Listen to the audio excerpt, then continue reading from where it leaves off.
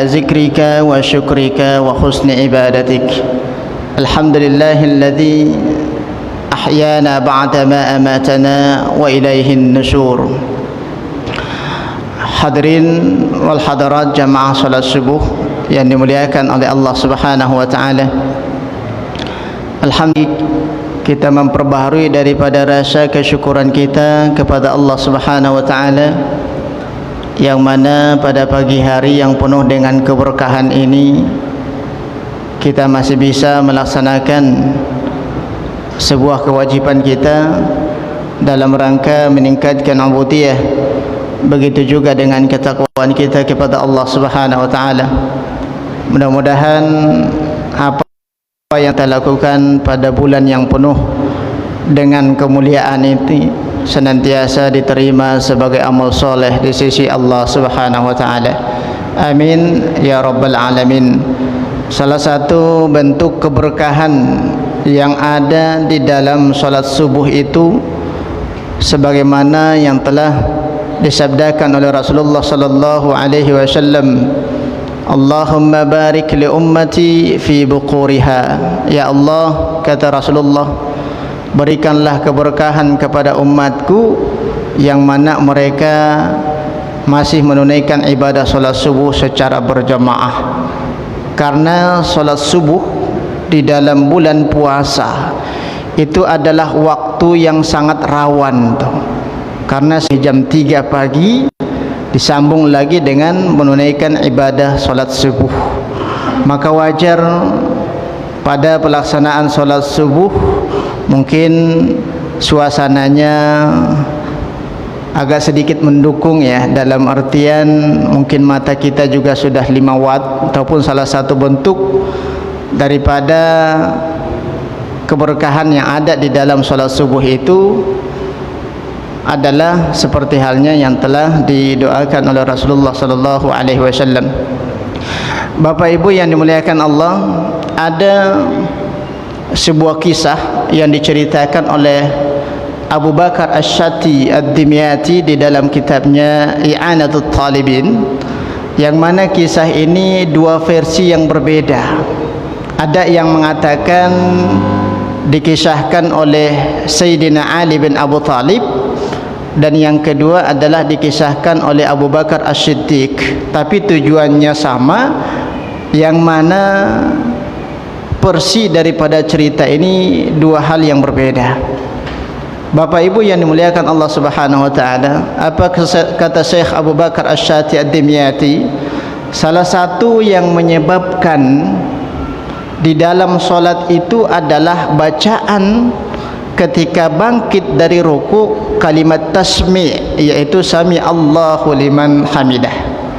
Ketika kita hendak ruku itu bacaannya Allahu Akbar, ketika kita hendak sujud juga bacaannya Allahu Akbar, bangkit dari sujud juga seperti itu.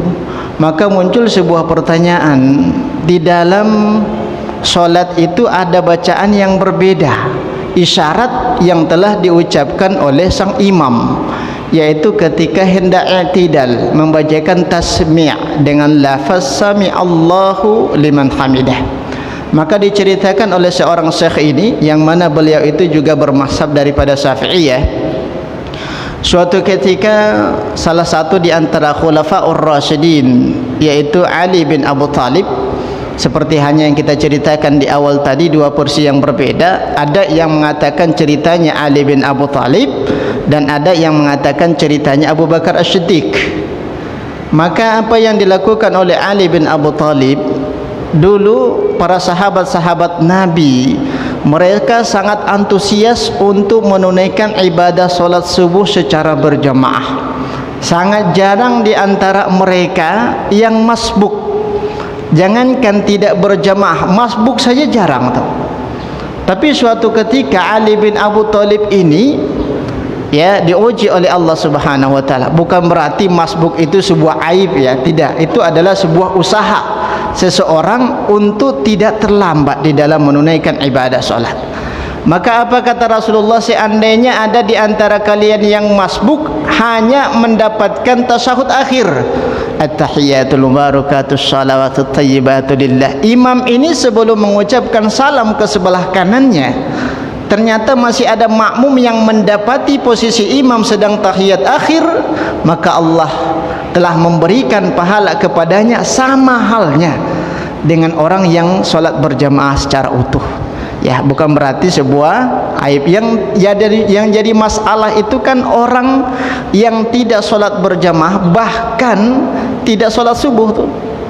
Maka Ali bin Abu Thalib ini seperti halnya ataupun biasanya menjelang masuknya waktu solat subuh, beliau itu sudah bergegas, termotivasi dengan sabdanya Rasulullah sallallahu alaihi wasallam, "Basyiril as-sama'in al-fizulam ilal masajid binuri tammatin fi yaumil qiyamah," kata Rasul. Ya Muhammad, kata Allah Subhanahu wa taala, berikanlah kabar gembira kepada umatmu. Basyir berarti kabar gembira. Nah, ketika ada kalimat kabar gembira, ada sesuatu yang istimewa.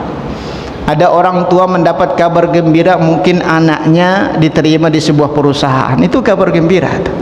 Ada seorang seorang ayah disampaikan oleh sang dokter ibunya mengandung dengan anak yang ke-10 itu juga kabar gembira tuh. Yang jelas ketika ada basyir ataupun busra, berarti ada sesuatu yang istimewa yang terjadi di dalam kepribadian ataupun kehidupannya. Maka apa kata Allah? Berikanlah kabar gembira kepada umatmu, kata Allah Subhanahu wa taala. Kepada siapa yang diberikan kabar gembira ini? As-samma'in, yaitu orang yang berjalan kaki untuk mendatangi masjid dalam hal menunaikan ibadah salat subuh secara berjamaah. Ya, apakah kita harus berjalan kaki juga seperti halnya teks yang ada di dalam Al-Qur'an ataupun di dalam hadis itu? Yang mana posisi daripada rumah dengan rumah ibadah itu sangat jauh tuh. Maka bisa kita terjemahkan, dulu banyak orang yang naiki onta ataupun naik khimar, dan tidak dianjurkan oleh Rasulullah SAW mengendarai hewan ini dibawa ke pekarangan masjid. Tidak dianjurkan oleh Rasulullah. Apa sebab? Karena kekhawatiran hewan ini mengeluarkan kotoran, najis dia. Maka termotivasilah para sahabat ini lebih cenderung berjalan kaki. Berbeda halnya dengan sekarang tuh. Tidak mungkin ada kendaraan Honda Yamaha yang mengeluarkan kotoran di tempat parkirnya. Maka bisa kita alihkan terjemahan itu kepada orang yang mengendarai motor apabila jarak rumahnya sangat jauh tuh. Itu juga mendapatkan kabar gembira. Kalau dipaksakan berjalan kaki itu dari Batu Lapan atas itu jam 3 sudah bergegas menuju Masjid As-Sakinah, biar tidak masbuk tadinya. Ya, biar tidak masbuk tuh. Tapi Bapak Ibu yang dimuliakan Allah, siapa yang mereka diberikan kabar gembira? Orang yang berusaha untuk mendatangi masjid fi zulam. Zulam itu yang mana kondisi daripada itu masih gelap gulita. Berarti belum masuk waktu sholat subuh. Sebentar lagi akan masuk waktu sholat subuh. Barang siapa yang berangkat seperti ini, kata Rasulullah SAW, ketika mereka mendengarkan seruan azan, langsung bergegas dari rumahnya untuk menuju sebuah masjid yang dikumandangkan azan di dalamnya. Bapak Ibu yang dimuliakan Allah, apa kabar gembira yang diberikan kepada mereka? Yaitu diberikan Allah nanti di hari kiamat cahaya yang sempurna, binurin tammah, cahaya yang sempurna, sehingga mereka tidak tersesat di hari kiamat nantinya. Mana jalan yang sebelah kanan, mana jalan yang ke sebelah kiri, mana jalan arah menuju surga, dan juga mana jalan arah menuju api neraka. Diberikan ya penerangan oleh Allah Subhanahu wa taala sehingga jelas arah menuju surga itu jelas. Bapak Ibu yang dimuliakan Allah Subhanahu wa taala, ini adalah salah satu bentuk daripada keistimewaan daripada salat subuh itu sendiri. Maka Ali bin Abu Thalib ketika beliau bergegas dari rumahnya ini belum dikumandangkan azan ini. Tiba di tengah perjalanan sebelum sampai ke masjid itu, beliau mendapati seorang tua yang sudah renta tapi berusaha untuk sholat di masjid itu. Kalau dari segi logika kita, orang tua yang sudah renta itu jalannya sangat hati-hati sekali. Terkadang 5 langkah berhenti sejenak, ngambil napas dulu, baru jalan lagi itu. Berbeda halnya orang yang sehat, orang yang masih muda itu. Ini orang tua ini jalannya luar biasa lambatnya. Adabnya daripada Ali bin Abu Thalib ini tidak mau mendahului daripada orang tua ini. Di dalam hatinya ketika nanti saya mendahului daripada orang tua ini, khawatir nanti dia terjatuh, siapa yang akan membantu? Maka aku berjaga-jaga di belakangnya, kata Ali bin Abu Thalib. Ketika aku lewati dia, maka aku pernah mendengar daripada Rasulullah sallallahu alaihi wasallam menghormati daripada orang yang lebih tua. Maka salah satu kehormatan Ali bin Abu Thalib ini tidak mau mendahului daripada langkah orang tua ini, padahal azan sudah berkumandang. Was-was di dalam hatinya, ya Allah, mungkin ini adalah di dalam hidupku salat subuh yang masbuk, terlambat dia. Sudah terjadi kekhawatiran di dalam hatinya karena beliau takut masbuk dalam pelaksanaan salat subuh itu. Bukan tidak berjamaah, tapi masbuk itu. Terlambat dia beberapa rukun di dalam salatnya, sehingga menambahkan 1 rakaat untuk penyempurna. Sudah ia tunggu membutuhkan waktu yang cukup lama, ternyata belum sampai ke masjid, iqamah sudah dikumandangkan oleh Bilal bin Rabah. Allahu Akbar, Allahu Akbar, kata Bilal bin Rabah. Maka apa yang dilakukan oleh Ali bin Abu Thalib, tak lama kemudian sampailah ke masjid itu, orang tua itu masuk. Diceritakan di dalam riwayat yang lain, ya, di riwayat yang lain yang berbeda konteks daripada ceritanya, bahwasanya orang tua ini ternyata bukan muslim, dia orang Yahudi. Orang Yahudi. Menjelang sampai ke masjid, orang Yahudi ini membelok ke sebelah kanan karena rumahnya di situ. Kemudian Ali bin Abu Thalib masuk ke dalam masjid, mendapati posisi daripada Rasulullah sedang ruku atau Allahu Akbar, yukabbir ila ruku'. Nabi membacakan takbir ketika berdiri hendak ruku', Allahu Akbar. Maka Ali bin Abu Thalib melangkah memasuki itu masjid dan mengucapkan, alhamdulillah, ternyata aku masih mendapati Rasulullah sallallahu alaihi wasallam sedang dalam kondisi ruku'. Maka dibacakan oleh Ali bin Abu Thalib dengan kalimat alhamdulillahi rabbil alamin. Itu adalah pujian. Segala puja bagi Allah Subhanahu wa taala yang memelihara sekalian alam. Maka dikarenakan bacaan yang dilafazkan oleh Ali bin Abu Thalib ini, apa kata Allah Subhanahu wa taala? Ya Jibril, inzil ila dunya. Wahai Jibril, kata Allah, turun kamu ke dunia, sesungguhnya ada hamba yang memujiku, kata Allah. Tahan pundak daripada Rasulullah, jangan sampai dia i'tidal, dikarenakan Ali bin Abu Thalib belum sampai ke saf yang kosong, belum sampai ke saf itu untuk takbiratul ihram. Seandainya Ali bin Abu Thalib mendapati daripada Rasulullah i'tidal, otomatis ia terlambat 1 rakaat itu, masbuk 1 rakaat. Karena jumhur di kalangan ulama fikih, ketika ada seorang makmum yang mendapati imamnya sudah bangkit dari ruku, maka wajib ditambah 1 rakaat. Itu adalah batas akhir i'tidal. Maka seorang imam dimakruhkan untuk berlama-lama ketika ruku, mendapati ataupun menunggu seseorang biar sampai ke saf itu. Jangan kita memikirkan 1 orang, ternyata orang banyak terlupa. Sudah saatnya i'tidal, maka kita harus i'tidal selaku imam tuh. Kita harus peka, ya. Kita harus peka terhadap kondisi dan situasi makmum. Maka salah satu hikmahnya kenapa Rasulullah sallallahu alaihi wasallam ketika selesai iqamah, beliau menghadap kepada makmum dulu seraya merapatkan saf dan meluruskan itu. Dan juga melihat kondisi makmumnya siapa saja, apakah dia 60 tahun ke atas atau 50 tahun ke bawah. Maka imam itu, ya, ketika membacakan surat tidak dalam kondisi murojaah tuh. Kalau murojaah itu bisa kita bacakan 1 juz, bisa kita juga bacakan rubu' ataupun separuh daripada juz Al-Quran itu sendiri itu. Tapi di dalam sholat subuh memang sangat dianjurkan oleh Rasulullah sallallahu alaihi wasallam lebih panjang ya ayat yang dibaca dibandingkan solat maghrib. Jangan pula kita imam daripada solat subuh tapi yang dibaca surat Al-Ikhlas itu, ataupun surat Al-Falaq dan juga surat An-Nas. Apakah boleh? Boleh. Tinggal lagi biasanya Rasulullah SAW ketika solat subuh membacakan ayat yang sedikit panjang, ya, dibandingkan solat maghrib dan juga solat zuhur dan asar itu tidak terdengar, ya, karena bacaannya sir itu. Bapak Ibu hadirin hadirat yang dimuliakan Allah Subhanahu wa taala, ketika Ali bin Abu Thalib masuk ke dalam masjid itu, ia membacakan Alhamdulillah. Turun Jibril alaihi salam menahan pundak daripada Rasulullah biar Nabi ini tidak bangkit dari rukuk. Padahal Rasulullah itu sudah hendak bangkit, dia sudah hendak i'tidal, tapi merasa ada sesuatu yang aneh. Kok tidak bisa nih pundakku ini untuk bangkit dari rukuk? Ya, muncul pertanyaan di dalam hatinya. Ternyata Jibril alaihissalam telah diperintahkan oleh Allah Subhanahu wa taala untuk menahan pundaknya dikarenakan adab yang dilakukan ataupun akhlak daripada Ali bin Abi Thalib. Akhlaknya terhadap orang tua, padahal orang tua ini bukan beragama Islam, beragama Yahudi itu.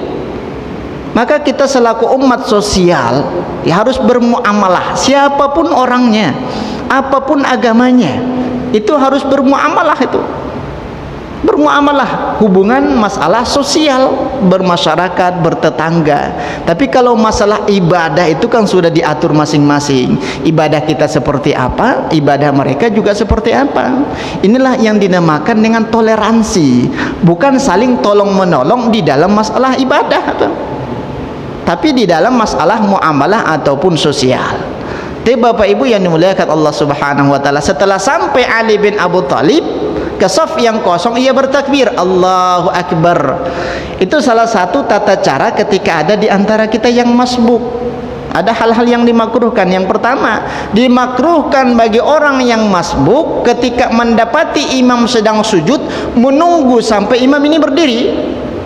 Itu dimakruhkan bagi kita selaku makmum. Bagaimanapun kondisi daripada imam itu takbir, maka ikuti bagaimana posisi yang kita dapati. Tidak harus menunggu berdiri. Terkadang di dalam hati kita berpikir, ini kan tasahud awal itu, tasahud awal dia. Ketika aku ikut tasahud awal, ya sama saja, tidak dihitung satu rakaat. Mendingan saya tunggu, kata dia. Mendingan saya tunggu imam ini berdiri baru saya ikuti. Ya, setelah berdiri baru ia ikut. Ini sesuatu yang dimakruhkan. Bagaimanapun posisi daripada imam, yang niatnya kita selaku makmum, ya sudah ikuti itu. Bapak Ibu yang dimuliakan Allah, ketika Ali bin Abu Thalib Allahu Akbar rukuk dia, maka apa yang dilakukan oleh Rasulullah? Sami Allahu liman hamidah. Maka Ali bin Abu Thalib tidak tergolong orang yang masbuk itu, karena masih mendapati Rasulullah sedang rukuk. Setelah selesai menunaikan ibadah salat, salah satu di antara sahabat ini memberanikan diri dan bertanya kepada Rasulullah.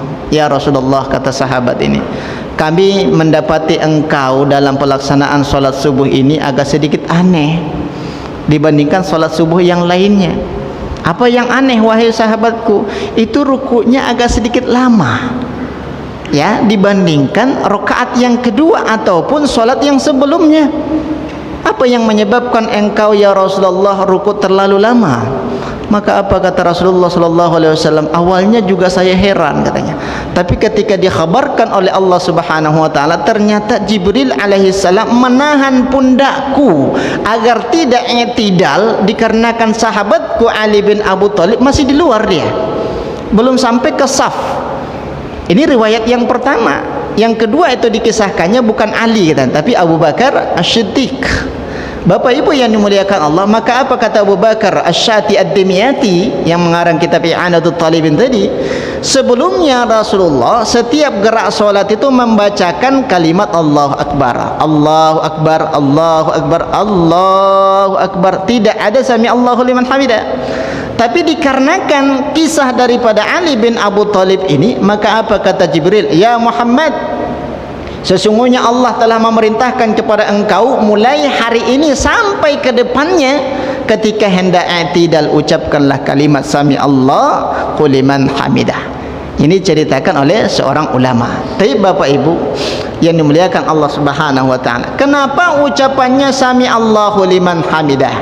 Sami Allahu liman hamidah itu artinya adalah Allah telah mendengar pujian-pujian itu. Nah, pujian siapa yang didengarkan oleh Allah yang menyebabkan berbedaan daripada bacaan ketika i'tidal?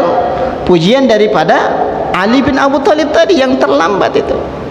Luar biasa, dikarenakan akhlak, kepribadian dia, padahal berbeda akidah yang menyebabkan ada perubahan di dalam bacaan gerak solat itu sendiri itu. Tapi Bapak Ibu hadirin hadirat yang dimuliakan Allah Subhanahu wa taala, itulah salah satu dasar ya yang diceritakan oleh ulama-ulama kita antara perubahan kalimat Allahu Akbar dengan sami Allahu liman hamidah. Nah, kalau sudah kita berjamaah, imam membacakan sami Allahu liman hamida, maka makmum seperti halnya yang dicontohkan oleh Rasulullah sallallahu alaihi wasallam membacakan kalimat Rabbana walakal hamdu. Ada beberapa versi, ada Rabbana walakal hamdu, Rabbana lakal hamdu. Kemudian ada yang lebih panjang lagi doanya. Ya, dimanapun yang kita hafal di antara beberapa doa ini diperbolehkan. Maka kalau di Saudi Arabia ketika imam itu i'tidal, sami Allahu liman hamida, kata Syekh Sudais, apa kata Bilalnya? Rabbana walakal hamd. Kenapa harus kuat? Apakah boleh kita contohkan di Masjid As-Sakinah? Seperti itu boleh-boleh saja. Tapi kan salah satu motivasi pertimbangan kenapa Bilal itu mengucapkan Rabbana walakal hamdu dengan nada yang kuat, itu karena jamaahnya puluhan ribu, Pak. 1 kilo persegi itu masih manusia itu. 1 kilo persegi. Terkadang sami Allahnya imam itu tidak terdengar oleh makmum yang paling ujung sana. Kenapa? Dikarenakan panjang jamaahnya ataupun ribuan.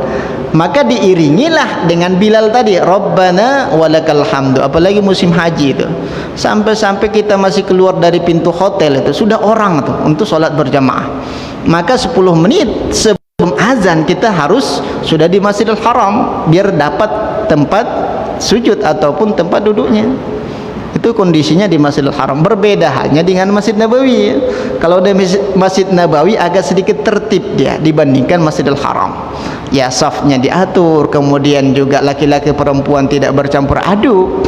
Itu kalau di Masjidil Haram terkadang samping kita ada perempuan itu. Pas kita tanya, kok di sini Bu? Suami saya di samping saya, kata dia. Apa boleh buat? Ketika dia berpisah dengan suaminya bisa jadi 6 jam baru ketemu. 6 jam baru ketemu, dikarenakan makhluknya luar biasa banyaknya. Tapi Bapak Ibu hadirin hadirat yang dimuliakan Allah Subhanahu wa taala, itu adalah salah satu bentuk daripada keistimewaan yang terkandung di dalam salat subuh itu sendiri. Kemudian yang kedua, ada sebuah hadis Rasulullah sallallahu alaihi wasallam yang mana hadis ini juga diceritakan oleh Abu Hurairah radhiyallahu anhu dan diriwayatkan oleh Imam Muslim di dalam sahihnya. Apa kata Abu Hurairah radhiyallahu anhu?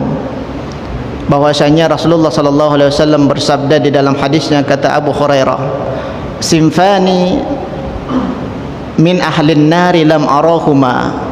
Ada 2 golongan kata Rasulullah, yang mana 2 golongan ini sudah dinobatkan sebagai penghuni api neraka. Min ahlin nar, daripada penghuni api neraka.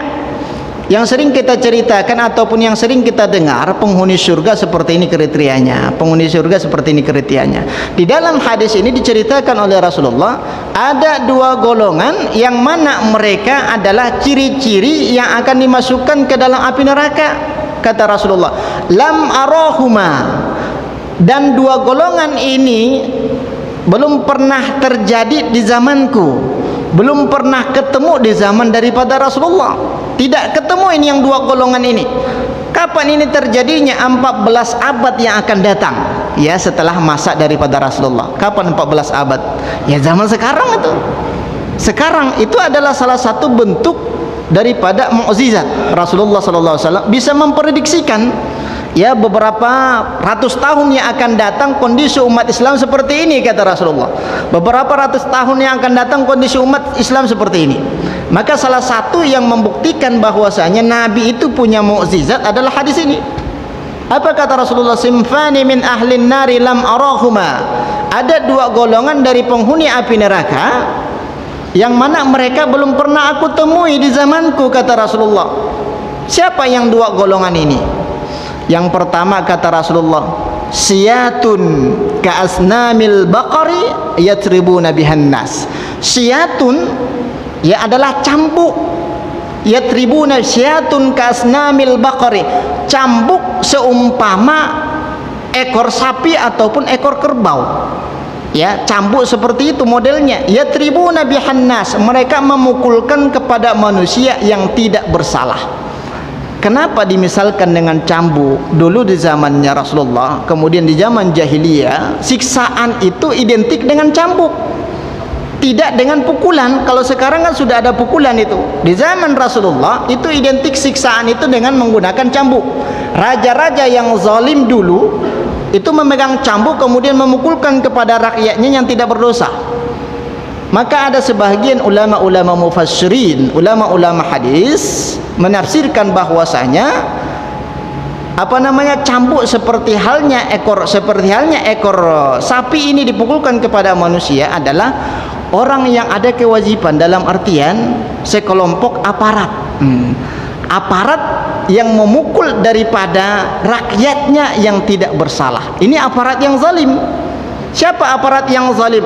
Baik ia masalah tentara, baik ia masalah kepolisian. Mudah-mudahan ini tidak terjadi di Indonesia.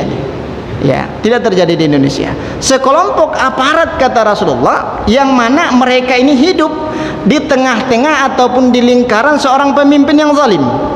Ya, kemudian ketika ada rakyat yang protes terhadap kebijakan-kebijakan yang cenderung merugikan daripada rakyatnya, itu dipukul itu. Kalau sudah dipukul terkadang dipenjara. Seperti itu. Bapak Ibu yang dimuliakan Allah, maka betul adanya kalau kita lihat di Arab itu, seperti halnya di Mesir, di Syria, itu aparat-aparat itu luar biasa zalimnya. Ketika Thaurah, kita tidak bercerita masalah Indonesia. Ya, kita bercerita masalah negara lain karena agak sedikit sensitif itu. Ya, agak sedikit sensitif. Ya. Salah satu contoh di Mesir ketika masa revolusi itu di Rabi'atul Adawiyah, sebuah masjid yang ramai di sana itu bersimpah darah. Dikarenakan apa? Dikarenakan sekelompok tentara yang diperintahkan oleh atasannya untuk membumi haguskan, membantainya. Karena dalam kondisi thaurah. Apa itu thaurah? Thaurah itu demonstrasi ketika penggulingan presiden. Bapak Ibu yang dimuliakan Allah, inilah yang dimisalkan oleh Rasulullah sallallahu alaihi wasallam, siyatun kasnamil baqari yatribuna bihan nas. Sekelompok aparat yang diperintahkan oleh atasannya, yang mana perintah itu adalah untuk menzalimi daripada bawahannya yang tidak bersalah. Kalau ada kesalahannya diperbolehkan untuk dicambuk. Salah satu contoh di dalam Al-Qur'an kan dijelaskan, az-zaniyatu waz-zani fazalidu kullu wahidin minhuma mi'ata jaldah. Itu orang yang berzina diperintahkan di dalam syariat Islam, negara yang menjalankan syariat Islam, untuk dicambuk.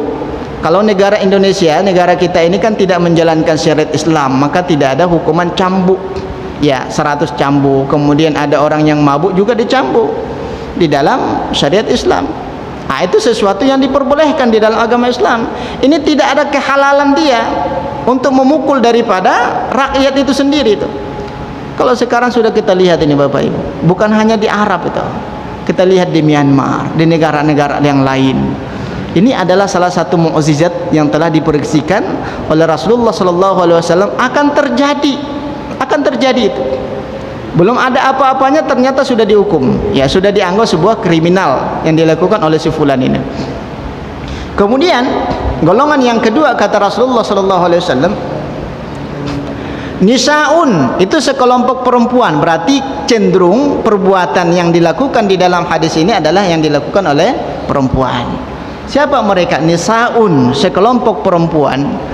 Kasiyatun ariyat, mumilatun ma'ilat, ru'usahunna ka'asnimatul mukhti al-ma'idat. Maka perempuan ini dibagi tiga. Yang dibagi tiga bentuk. Yang pertama kata Rasulullah, sekelompok perempuan kasiyatun ariyat, berpakaian tapi telanjang. Siapa mereka perempuan yang berpakaian tapi telanjang? Terkadang kualitas daripada kain yang mereka gunakan terlalu tipis sehingga nampak baju-baju ataupun pakaian yang mereka gunakan di dalam, ya, ataupun warna kulitnya terawang dikarenakan terlalu tipis bahan daripada kain yang mereka gunakan. Itu adalah kasiyatun ariyat. Kemudian ada yang menerjemahkan bajunya itu terlalu sempit. Ada baju you can see. You can see itu kan you kamu, can see dapat melihat. Kamu dapat melihat. Kan itu namanya you can see. Baju-baju zaman sekarang yang tidak standar yang harus ia pakai. Ada postur tubuhnya selayaknya ia gunakan baju berukuran XL, tapi ia cari baju yang berukuran S sehingga ketat dia. Ketat bajunya. Salah satu contoh perempuan yang memakai celana jeans itu termasuk. Ini kasihan ini dari makhluk gaib jin itu sendiri. Kenapa? Karena celananya sudah dipakai oleh manusia sehingga mereka tidak pakai celana jeans, ya. Itu kelompok yang kedua, terlalu sempit. Ada sekelompok perempuan ini siapa perempuan ini? Kalau tidak lain dan tidak bukan, perempuan itu adalah mungkin ada di antara daripada saudari kita, mungkin ada di antara daripada putri kita, mungkin ada di antara famili kita itu. Maka kitalah yang berkewajiban untuk memberikan nasihat kepada mereka. Sekelompok perempuan ini terlalu sempitnya luar biasa tuh. Ya, mohon maaf terkadang kita terlihat ketika mencari, ini sering kita ceritakan, mencari referensi ataupun mungkin mendengarkan tausiah-tausiah guru-guru kita, kemudian apakah dia Ustaz Abdul Somad, kemudian mungkin ustaz-ustaz yang lain, itu kan ada iklannya, iklan snack video ataupun TikToknya, itu luar biasa. Ini adalah salah satu contoh seperti halnya diceritakan oleh Rasulullah. Ketika ia jongkok itu nampak betul itu terbuka. Ia jongkok tapi merasa repot, ia tutup ke bawah, dia karena akan nampak dia di bawah, terbuka yang di atas, ia tutup di atas, terbuka di bawah. Ya, jadi serba salah. Yang menyebabkan seperti itu adalah dikarenakan bajunya terlalu sempit itu, terlalu ketat. Inilah kata Rasulullah, kasiyatun ariyat, perempuan yang mana mereka berpakaian taubahnya seperti telanjang. Seperti telanjang. Kemudian yang kedua, mumilatun mailat, pundak dan kepala mereka berlenggak-lenggok. Seperti itik Jawa tuh. Cara jalannya seperti itik Jawa. Berlenggak-lenggok, padahal normalnya tidak seperti itu. Kenapa cara jalannya berlenggak-lenggok? Untuk mencari simpatisan ataupun perhatian sekelompok pria. Ada perempuan itu ketika tidak ada orang normal jalannya, ketika ada orang laki-laki dilenggak-lenggokkan cara jalannya. Ya, salah satu yang menyebabkan perempuan itu cara jalannya berlenggak-lenggok karena mereka menggunakan sepatu atau sendal yang haknya 1 jengkal. Ya, siapa yang membeli sepatu ini kalau bukan suaminya? Siapa yang membelikan uang kepada istrinya untuk berbelanja kalau bukan suaminya? Berarti suami di sini bertanggung jawab karena kondisi istrinya menggunakan sepatu ataupun sendal yang haknya tinggi itu. Terkadang suami terpikir ketika berangkat ke Malaysia, berangkat ke Singapura, yang terpikir oleh dia mencari fashion yang lagi yang lagi membuming itu. Ya, salah satu contoh adalah sendal yang haknya tinggi. Ia belikan itu kepada istrinya. Maka yang disiksa, yang diminta pertanggungjawaban bukan istri itu, tapi suaminya. Apa kata Allah, wahai suami, kenapa kamu fasilitasi istrimu untuk menggunakan sepatu dan sendal seperti itu yang mengakibatkan cara jalan mereka seperti itu Jawa, kata Allah. Berarti suami itu. Maka kalau sudah terlanjur Bapak Ibu kita beli itu, ternyata sudah 1 lemari sendal-sendal seperti itu, sepatu seperti itu, salah satu solusinya adalah ambil uang kurang lebih 20.000, datangi toko bangunan, beli gergaji kecil. Ya, gergaji kecil, nyampe ke rumah potong tuh. Ya, biar tidak menyebabkan cara jalan mereka berlenggak-lenggok.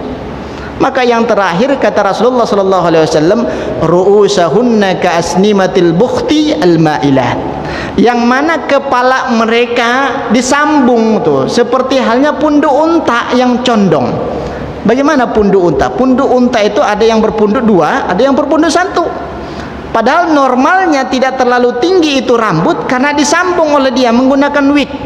Ternyata ke atasnya itu setengah meter, keberatan dia ketika berjalan. Ini yang diprediksikan oleh Rasulullah. Di zaman Nabi tidak ada yang seperti ini, Bapak Ibu. Jangankan orang Islam, seorang muslimah, seorang Yahudi saja tidak seperti ini. Ya, tidak menggunakan rambut seperti itu. Mereka juga menggunakan jilbab tertutup kepalanya. Karena posisinya mungkin hawanya berbeda, kemudian cuacanya berbeda, yang menyebabkan orang-orang Yahudi seperti itu. Maka wajar kata Rasulullah, kelompok ini tidak pernah ketemu di zamanku, tapi 14 abad yang akan datang. Ya, berarti rambut itu, menyambung rambut itu hukumnya haram. Ya, menyambung rambut hukumnya haram. Terkadang perempuan itu kalau kita dengar cerita mereka, "Jeng, bagaimana caranya kok tebal betul rambutmu?" "Aku sambung," kata dia. "Bagaimana caranya? Di mana tempatnya?" Itu obrolan mereka. Kita sendiri pernah mendengar hal yang seperti itu. Sebuah kebanggaan bagi mereka ketika ada sanggul itu. Itu kan dihiasi oleh iblis biar terkesan cantik. Ya, terkesan cantik oleh siapa? Oleh orang lain. Tapi Bapak Ibu hadirin hadirat yang dimuliakan Allah, dua kelompok ini kata Rasulullah sallallahu alaihi wasallam, hunna la yadkhulnal jannah, mereka tidak akan dimasukkan ke dalam surga. Jangankan masuk ke dalam surga, wala yajidna rihaha, jangankan masuk ke dalam surga kata Rasulullah, mencium aromanya surga itu saja tidak dibenarkan oleh Allah. Mencium aromanya surga tidak diizinkan oleh Allah kepada dua kelompok ini. Padahal aromanya surga itu kata ulama-ulama hadis itu masih tercium seumpama seseorang berjalan kaki menghabiskan waktu 60 tahun. Situna amin, berarti 60 tahun itu melewati daripada bukit tinggi itu. Ya, kalau tidak dijegat ketika mudik itu. Bapak Ibu yang dimuliakan Allah Subhanahu wa taala, berarti jaraknya sangat jauh tuh. Ya, jangankan masuk ke dalam surga itu kata Rasulullah, mencium aromanya saja tidak diizinkan oleh Allah. Tidak diizinkan oleh Allah. Bapak Ibu yang dimuliakan Allah, kenapa kita bahas masalah hadis ini? Ini kan menjelang lebaran. Ada peran penting sebagai orang tua untuk membeli baju kepada keluarganya. Ketika ada anak kita yang meminta, mereka termotivasi dengan film-film sinetron. Ini film sinetron itu luar biasa Bapak Ibu. Hanya antara maghrib ke isya, setengah jam. Terkadang artis-artis itu mereka merusak daripada akidah. Pekerjaannya singkat, tapi dampaknya luar biasa. Itu perbedaan seorang ulama dengan seorang artis. Seorang artis itu kerjanya mudah, gajinya besar, kemudian dampaknya itu signifikan. Ya, salah satu contoh yaitu buka aurat, sehingga anak-anak kita melihat, oh cantik betul ya seperti itu, sehingga dimerekek ke ayahnya, ya aku pengen baju yang seperti itu kata dia. Salah satu contoh kalau kita lihat anak-anak kita, ya sangat jarang sekali kalau pada saat ini ya, ada kita ketemu anak SD laki-laki kurang lebih kelas 2 SD itu, tapi model potong rambutnya luar biasa. Ada paritnya di sini, ya, ada paritnya. Mungkin karena musim hujan kali Tanjung Pinang ya. Ada parit sampai ke belakang. Ketika kita tanya, nak kok model potong rambutnya seperti itu? Apa kata dia? Aku melihat ketika main ya Juventus dengan Real Madrid, aku melihat Cristiano Ronaldo model pangkasnya seperti itu kata dia. Berarti mereka sudah menjadikan idola sebagai pemain bola itu. Artis itu dijadikan sebagai idola bagi mereka. Mereka contoh itu, mereka contoh. Maka wajar anak-anak kita ketika dibiarkan untuk menonton televisi, ketika selesai nonton itu merengek ke maknya, nggak dapat ayahnya, maknya ia datangi. Mak, aku pengen baju seperti itu.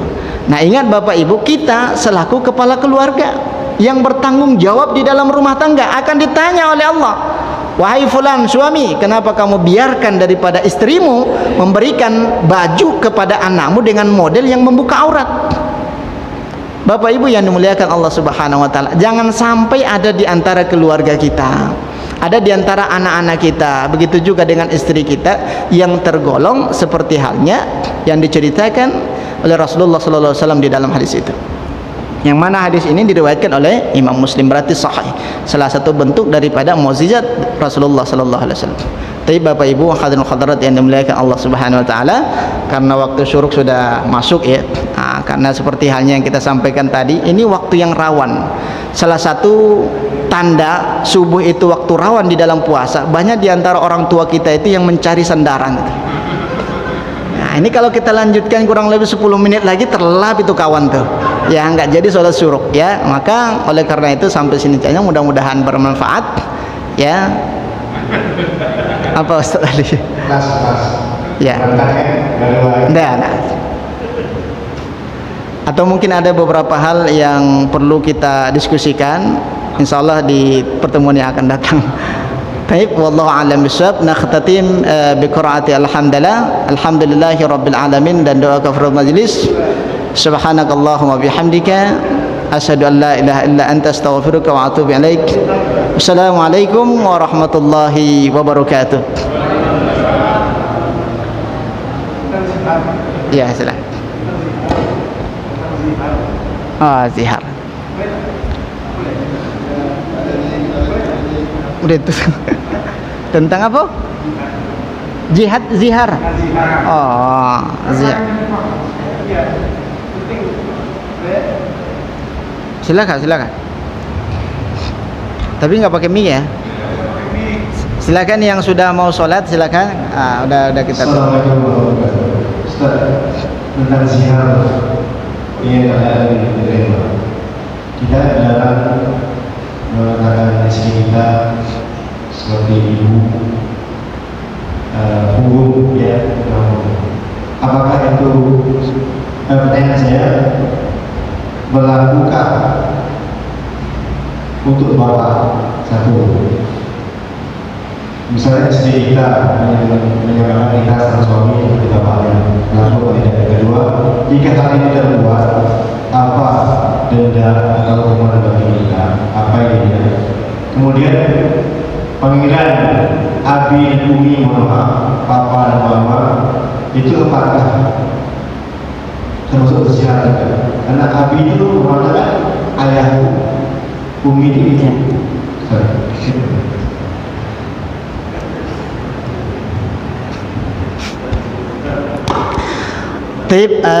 Ada dua permasalahan seperti halnya yang ditanyakan oleh Syekh Ali. Ya, Syekh itu bermakna dua. Ya, Syekh dikarenakan berumur, Syekh dikarenakan berarti dua-duanya ada sama Ustaz Ali.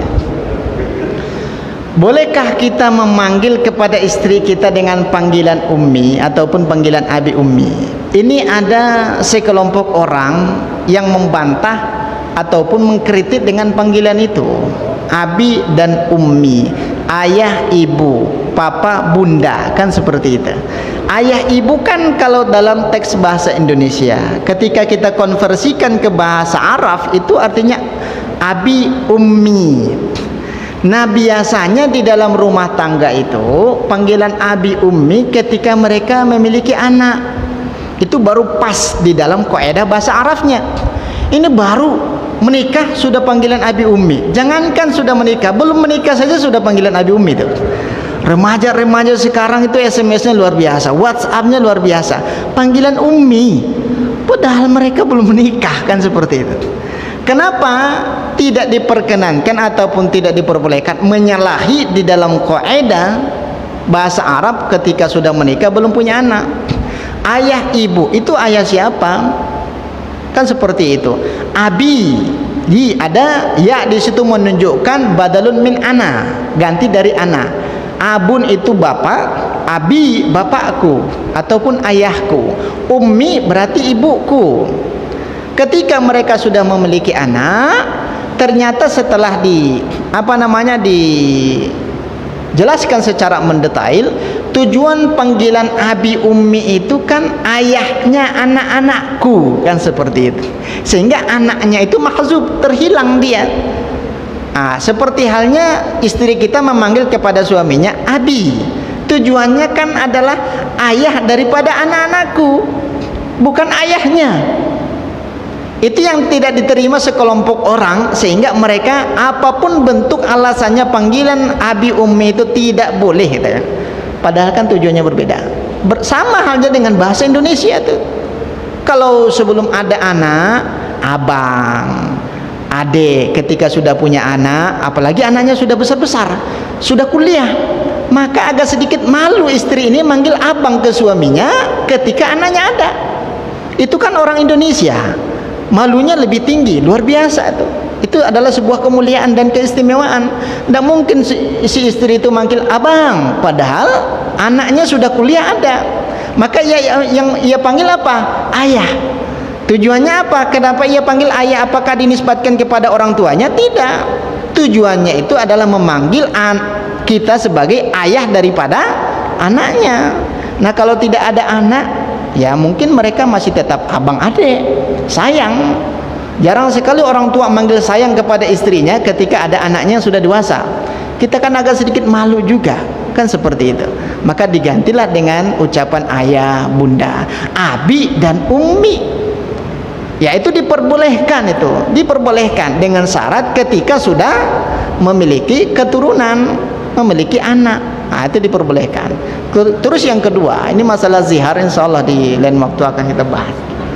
Ya, insyaallah ya. Nah, silakan Bapak Ibu, mungkin ada kegiatan yang lain. Ini agak sedikit was-was cara jalan. Saya berdiri agak sedikit sungkan kan. Ini masih pembahasannya masih lanjut. Nah, kita tutupnya. Permanen kita tutup ini. Ya.